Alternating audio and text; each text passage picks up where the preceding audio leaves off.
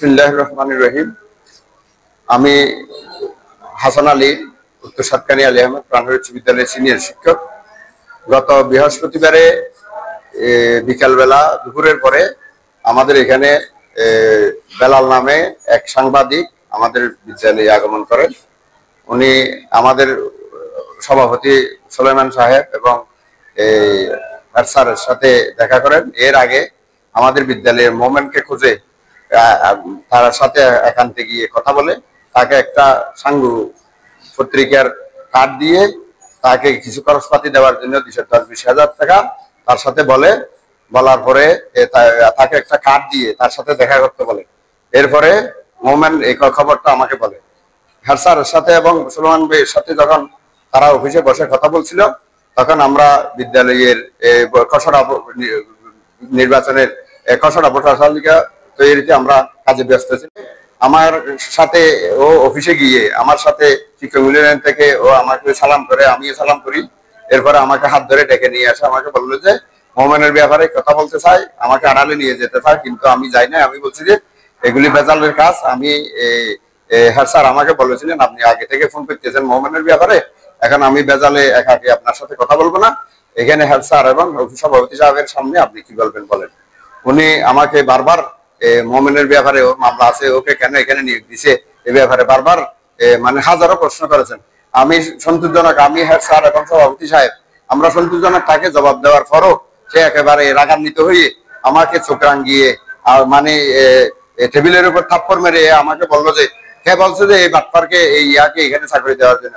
তা আমি বারবার বুঝাচ্ছি, আমি বলছি যে এর চাকরি হয়েছে কর্তৃপক্ষ, স্কুল কর্তৃপক্ষ চাকরি দিচ্ছে বিভক্ত শিক্ষা প্রতিষ্ঠান, এখানে কোনো পুলিশ ভেরিফিকেশন নাই। পুলিশ ভেরিফিকেশন থাকলে হয়তো ওনার মামলা থাকলে সেটা ধরা যেত। এখন এই স্কুল কর্তৃপক্ষ, ম্যানেজিং কমিটি, নিয়োগ কমিটি চাকরি দিছে, এটা আমাদের তো কোনো বিষয় না। এখন আমি ওকে বলছি যে ওর মামলা যদি সাজা হয় বিধি মোতাবেক ওনার চাকরি চলে গেলে চলে যাবে। এখানে আমারও কি করার আছে, আপনারও কি করার আছে। ওর একটা পরিবার আছে, ও মানে কি অসহায়। এখন ওকে জীবনের উপর একটা চাকরির উপর আঘাত করলে তো ভালো হবে না। এটা আইন আছে, আদালত আছে, আদালতে বিচার করে যেভাবে হয় ফয়সালা সেভাবে হবে। ওনাকে হাজারো বুঝানোর পরে আমি বুঝেছি, হাত স্যার বুঝেছি, এরপরে আমাদের সভাপতি সাহেব বুঝেছে, শেষ পর্যন্ত আমাদের সভাপতি সাহেব একেবারে রেগে গিয়েছেন ওনার উপরে। তারপরে উনি কোনো মতে মানতে নারাজ। শেষ পর্যন্ত উনি যখন আমার সাথে গরম হয়েছে তখন আমি ওনাকে বলছি যে আপনার সাথে কোনো কথা নাই, আমি চলে যাচ্ছি। এরকম করে আমি বের হয়ে চলে গেছি।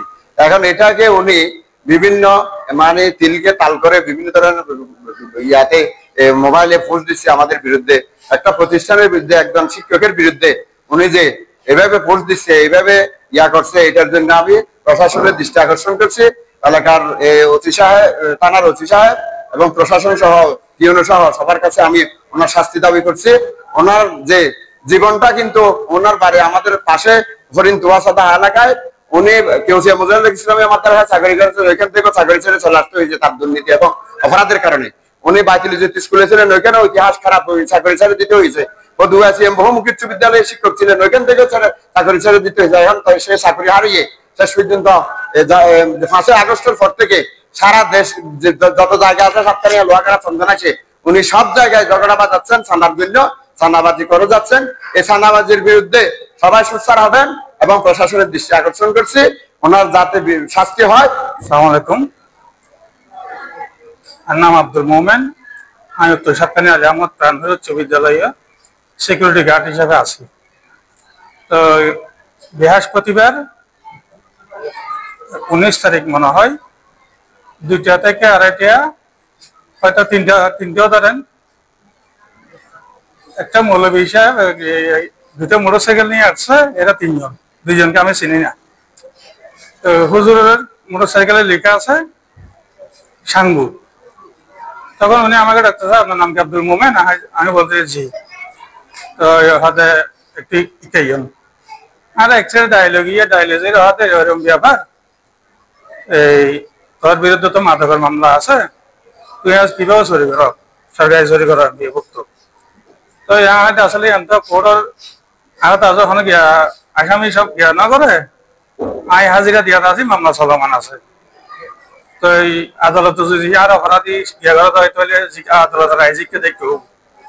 তো তো হয়তো আর যখন এক ব্যক্তি বেশি বিরক্ত করে তোর নিউজ করি বেলাই কে দিই আর 10,000 বা তুই যদি 10,000 টাকা দেওয়া হয় আর তাহলে আর নিউজ না করে নিউজ বন্ধ করে দিই তো হয়তো 20,000 টাকা দাবি করি তো 20,000 টাকা দাবি করার ক্ষেত্রে আর আছে না হয় আর জিবে 10,000 দিয়ে পাইনি অনা নিউজ করে দেওয়ান সমস্যা নেই তখন ও আলো উল্টা পাল্টা হাতা করে আনাস্ত করতে স্যার আবার কথা হালিও আর ও বিভিন্ন আমার হুমকি দামকি দেয় বয়সদের মানে তুই তোর বাপ ফাঁসাই নিয়ে লেটে দেখ তাহলে আইসিটি মামলা করতাম আর এদের অনেক হুমকি দামকি দেয়